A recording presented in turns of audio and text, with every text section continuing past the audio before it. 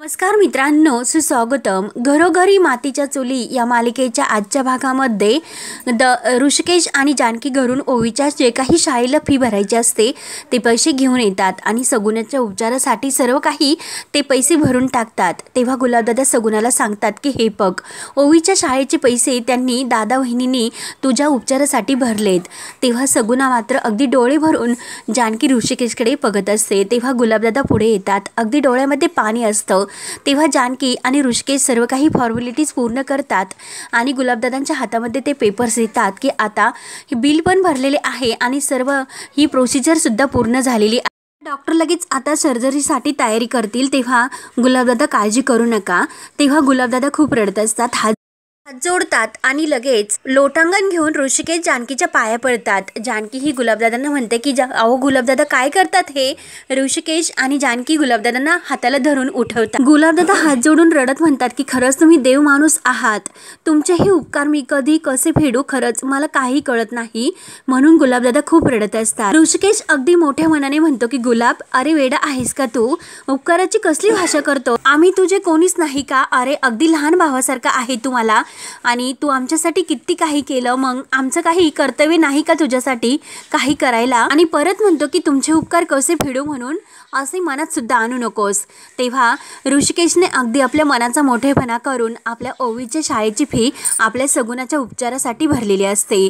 तेव्हा गुलाबदादांना याचं खूप वाईट वाटतं आणि ते खरंच खूप रडतात. तेव्हा ऋषिकेश अगदी आपल्या हाताने गुलाबदादांचे डोळे पुसतो आणि अरे आता रडायचं नाही, हे रडणं थांबव बरं अगोदर. तेव्हा गुलाबदादांना एक विचार येतो. गुलाबदादा लगेच जानकी वहिनीला विचारतात की वहिनी साहेब, अहो मला एक कळत नाही की तुमच्या घराच्या बाहेर त्या टोपलीमध्ये फटाके कोणी भरून ठेवले असतील. आणि तेवढ्यात जानकीला त्या सर्व क्षणाची आठवण होते. ऐश्वर्या ही त्या म्हातारीचे सोंगून तेथे आलेली असते आणि जानकीला म्हणलेले असते की मुझे और घर में दिवाळी लेने जाना है, में मेरा ही सामान यहाँ रखू का? तेव्हा जानकीला सुद्धा ते विचार येतात. परंतु जानकी मात्र गुलाबदादांना म्हणते की आपण त्या विषयावर नंतरच बोलूयात. तुम्ही जा अगोदर डॉक्टरांशी बोला आणि डॉक्टरांशी बोलल्यानंतर ते प्रोसिजर आता पूर्ण झालेली आहे, लगेच सर्जरीला सुरुवात करतील. जा बरं अगोदर. तेव्हा ऋषिकेश काता हे गुलाबाला हाताला धरून डॉक्टरांकडे घेऊन जातात. तेवढ्याच जानकीच्या मोबाईलवर सौमित्र भाऊजींचा फोन येतो. तर जानकी फोन घेते आणि सौमित्र भाऊजी बोला ना, आज कसा फोन केला असे विचारते. तेव्हा सौमित्र म्हणतो की अगं वहिनी, अगं सहज विचारण्यासाठी मी फोन केला होता, कारण तेथे सर्व ठीक तर आहे ना? तेव्हा जानकी म्हणते की हो, आम्ही सर्वजण ठीक आहोत. परंतु काय झालं की तुम्ही असे अचानक फोन करून का असे विचारतात? नक्की काय झाले? तेव्हा सौमित्र विचारतो की दादा घरी नाही का? तेव्हा जानकी म्हणते की नाही, ते डॉक्टरांशी बोलायला गेलेत. तेव्हा मात्र सौमित्राला आणखीन तो घाबरतो आणि डॉक्टरांशी आणि काय झालं असे तो जानकीला विचारत असतो. वहिनी, ओवीला काही झाले का? प्लीज मला वहिनी सर्व काही खरं खरं सांग.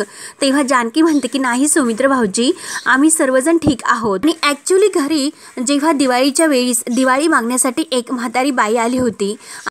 सर्व प्रकार जानकी ही ऋषिकेशला सांगते. म्हणजे ती टोपली घेऊन तेथे आली आणि त्या टोपलीत तिने फटाके आणले होते. मग सगुणा आणि गुलाबदादा आले. हे सर्व काही ती सौमित्राला व्यवस्थित सांगत असते. गुलाबदादा आणि ह्या सगुणा पहिल्यांदा आल्यामुळे मी त्यांच्या स्वागताची तयारी करत होते आणि ती घाईने आतमध्ये गेलेली असते औषणाचे ताट घेऊन येण्यासाठी. आणि तेवढ्यात हे सर्व काही झाले असे जानकी सर्व सौमित्राला सांगते आणि त्यात सगुणा कशी होरपळली त्या फटाक्यांचा बार होऊन हे सर्व काही जानकी सांगते. आणि सगुणालाच घेऊन आम्ही हॉस्पिटलला आलेलो आहोत आणि सगुणाची आता सर्जरी सुद्धा सुरू होणार आहे असे ती सर्व सौमित्राला सांगते. तेव्हा सौमित्राला हे ऐकून मात्र धक्का बसतो. तेव्हा मात्र जानकी ही त्याच विषयाशी डॉक्टरांशी ऋषिकेश बोलायला गेले हे सुद्धा सौमित्राला सांगते. तेव्हा सौमित्र हे ऐकून म्हणतो की खरंच अरे देवा, कोण असेल ही म्हातारी बाई आणि तिने हे सर्व का केले असेल? तिने फराळाच्या बॉक्समध्ये फटाके का ठेवले असते? तेव्हा जानकी म्हणते की खरंच सौमित्र भाऊजी माहिती नाही.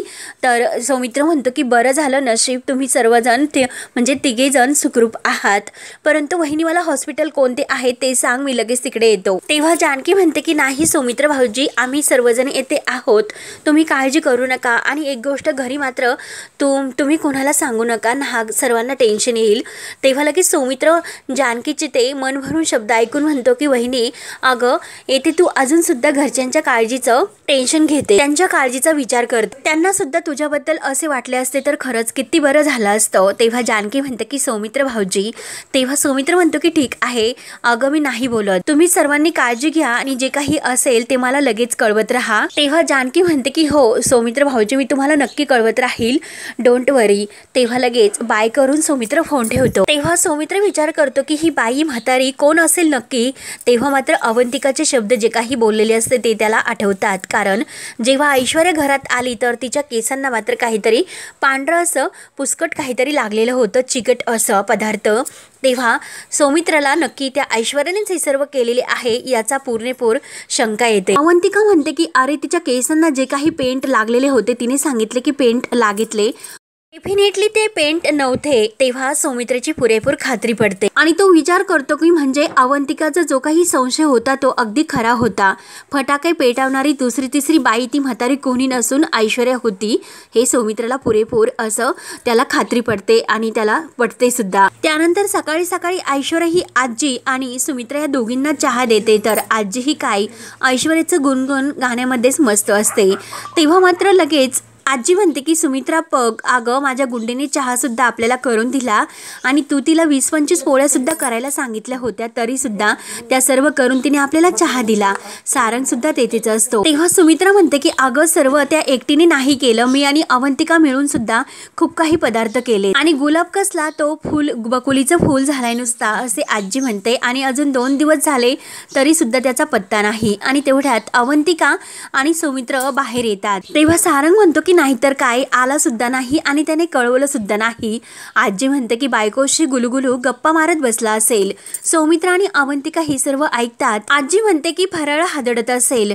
तेव्हा सौमित्र लगेच म्हणतो की वा आजी वा, अगं काय झालं हे जाणून घेण्यापेक्षा, आणि लगेच नाव ठेवून मोकळी होते.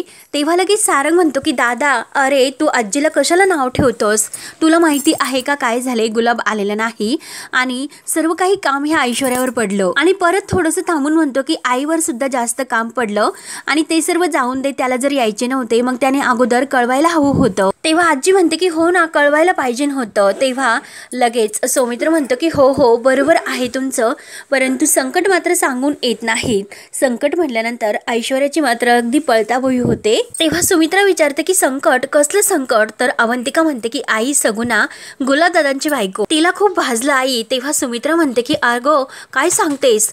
तेव्हा सारंग म्हणतो की बापरे, तर सौमित्र म्हणतो की हो हो. तेव्हा सौमित्र पुढे सांगतो की फटाक्यांच्या त्या जाळामध्ये ती भाजली आणि ऋषिकेश दादा आणि जानकी बहिणी तिला हॉस्पिटलला घेऊन गेलेत.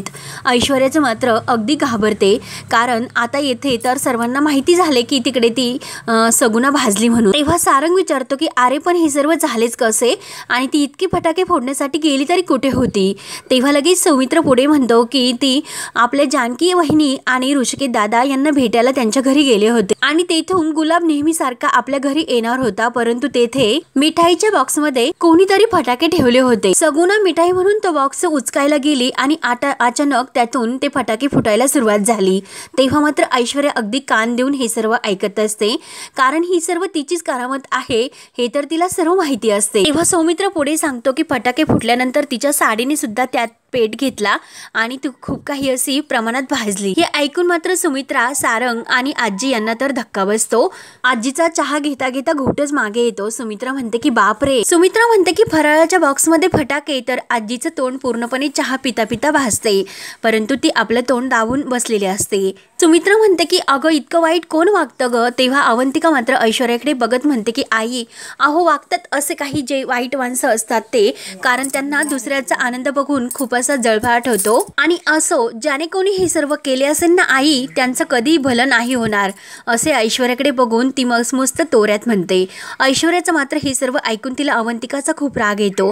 रागाने अवंतिकाकडे बघत असते. तेव्हा सुमित्रा म्हणते की मला काय वाटतं की आपण लगेच आत्ताच्या आत्ता गुलाबला भेटायला हवं, मग अवंतिका आणि सौमित्र तुम्ही माझ्यासोबत येतान का असे जेव्हा विचारते तर लगेच ऐश्वर्या पुढे येते आणि ऐश्वर्या म्हणते की आई मी येते तुमच्यासोबत, चला आपण दोघी जाऊयात. तर लगेच अवंतिका म्हणते की हो ना अगं तू तर जाशीलच ना, कारण तुझा स्पेशल बॉन्ड होता सगुणाबरोबर. तेव्हा ऐश्वर्या म्हणते की हो आहे ना, कारण त्या बिचाऱ्या सगुणाला मी अनेक वेळा मदत सुद्धा केली. आणि काय आहे की अवंतिका आईंना कधीही बाहेर जेव्हा जायचं असतं तेव्हा त्या फक्त मला घेऊन जातात आणि तसाही तुला उन्हाचा खूप त्रास होतो, डोकं तुझं दुखतं.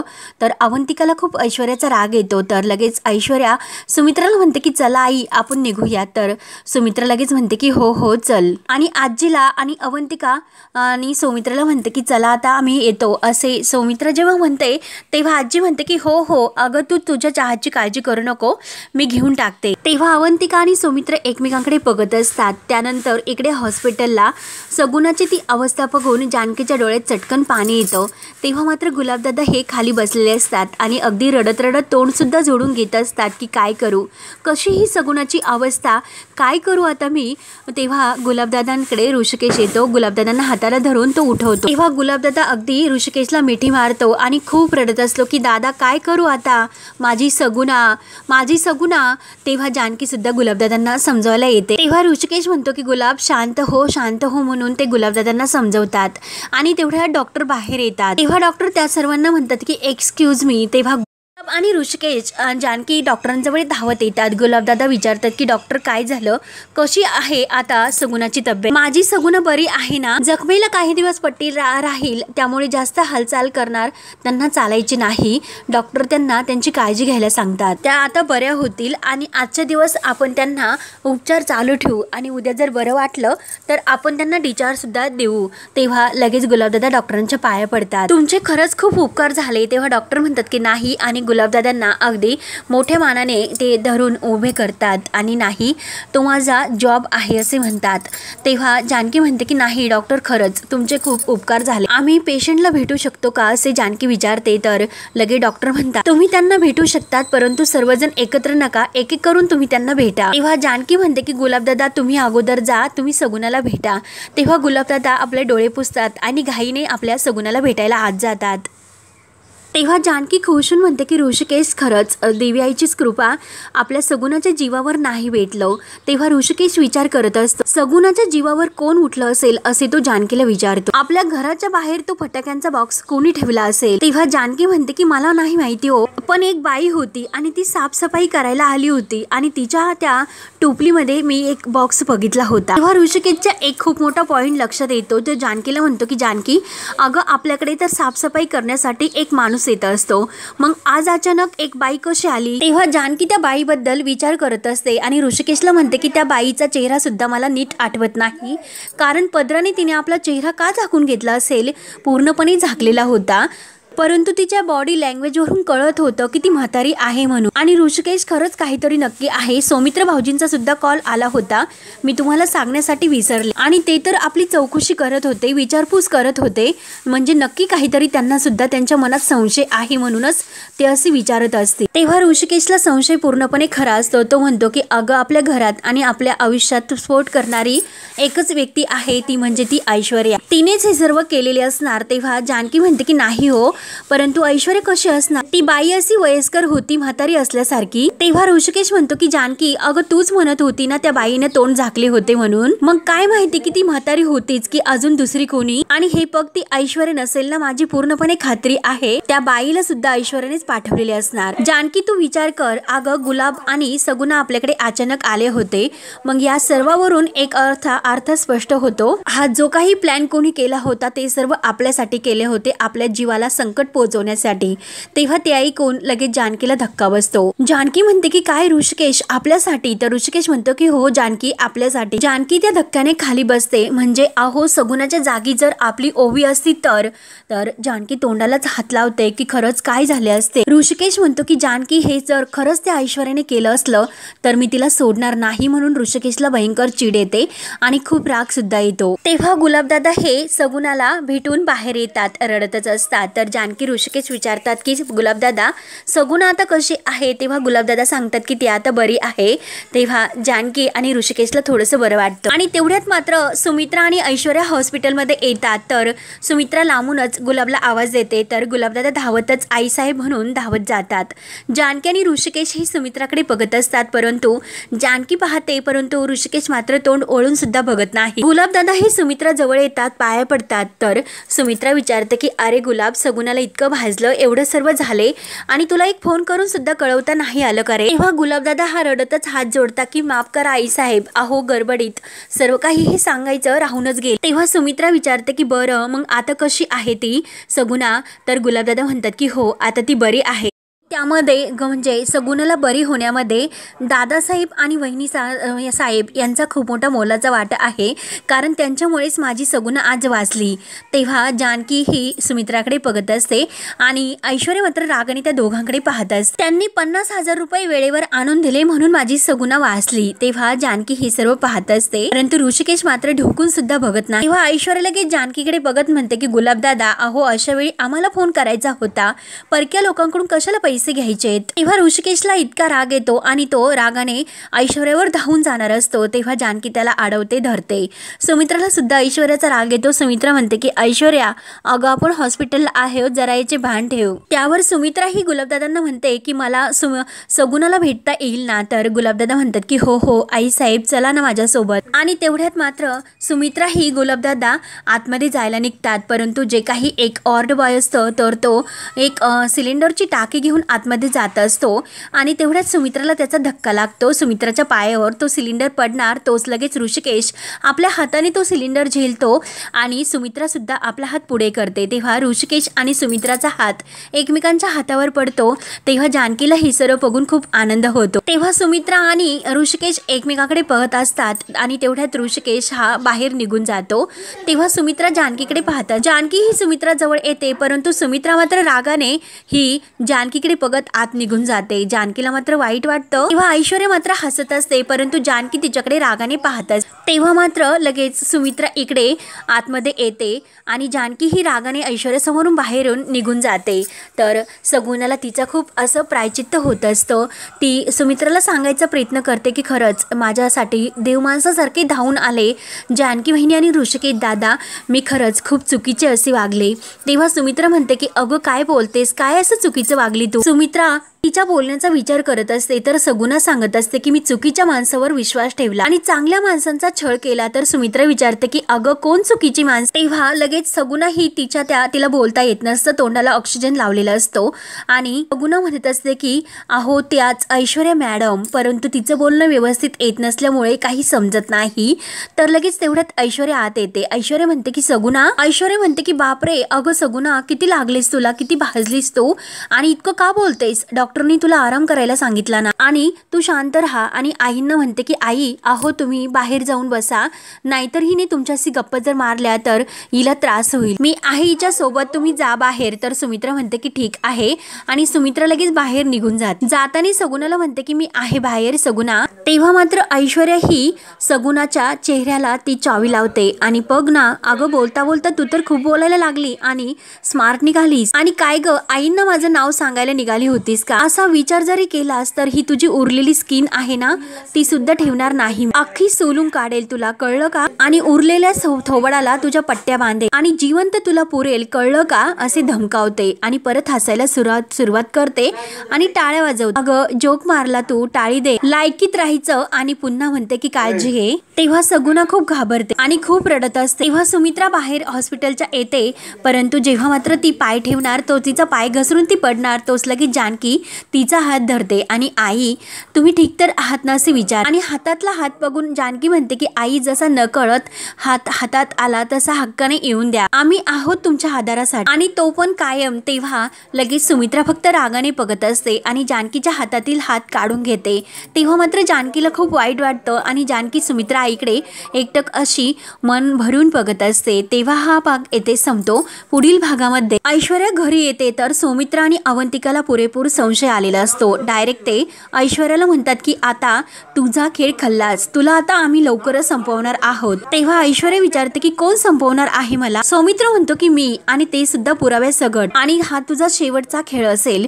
तेव्हा मात्र आता ऐश्वर्या पूर्णपणे सौमित्र आणि अवंतिका यांच्यावर भडकते आणि जे काही तिने तो म्हणजे ब्लॅक बोर्ड बनवलेला असतो त्याच्यावर जी नावं टाकलेली असतात तर ते सौमित्र आणि अवंतिका त्यात जे नाव असते तर तुमचा आता तोंड आणि हा काही जो काही जोर आहे आणि एकीत बळ आहे ना, तर आता मग बघत राहा, तर ते बळच मोडेल आता मी. मात्र सौमित्र हा आपल्या रूम मध्ये असतो आणि काहीतरी कागदपत्र त्याच्या हातात असतात. तर तो म्हणतो की अवंतिका, मात्र ही मागून ऐश्वर्या आलेली असते. तो विचारत असतो की अवंतिका मला एक गोष्ट सांग की ह्या केसमध्ये, आणि जेव्हा मागे वळून पाहतो तर तेव्हा ती ऐश्वर्या असते आणि सौमित्रला ऐश्वर्याकडे बघून खूप राग येतो. ऐश्वर्या एकटक सौमित्राकडे बघत असते. त्यानंतर शाळेमध्ये ओवीची फी भरायची असते, परंतु आता मात्र पैसेही थोडेसे शिल्लक असतात. तर ते प्रिन्सिपल मॅडमच्या हातामध्ये जानकी देते आणि मॅडम काहीतरी करा, आता फक्त आमच्याकडे इतकेच पैसे शिल्लक आहेत. तेव्हा मात्र प्रिन्सिपल मॅडम म्हणतात की इतकेचे पैसे मग काही होऊ शकत नाही आणि आम्ही सुद्धा काही करू शकत नाही. तर ओवी काहीतरी खूप रडत असते की आई अगं आता काय करायचं. तेव्हा मात्र आता जानकी आणि ओवी घरी येतात. तर जानकी देवघर पुसत असते आणि देवा असा काहीतरी चमत्कार मात्र घडून दे म्हणून आता जानकी ही ते देवघर अगदी कापडाने पुसत असते. परंतु जेथे जो कप्पा नानांनी त्यात जे काही ठेवलेलं असतं तर त्या कप्प्यामध्ये जानकीचं ते जे काही कापड आहे तर ते त्यात गुंततं आणि गुंतल्यानंतर आता जानकी ते उघडणार असते आणि आता एक खूप मोठा असा चमत्कार होणार असतो. कारण नानांचं जे काही हे मृत्यूपत्र आणि नानांनी जे काही त्यात तो खजिना ठेवलेला आहे तो सर्व आपल्या आता जानकीला मिळणार असतो. तेव्हा आता पुढे काय काय होत राहणार हे बघण्यासाठी आपल्या चॅनलला नक्की सबस्क्राईब करत राहा. धन्यवाद.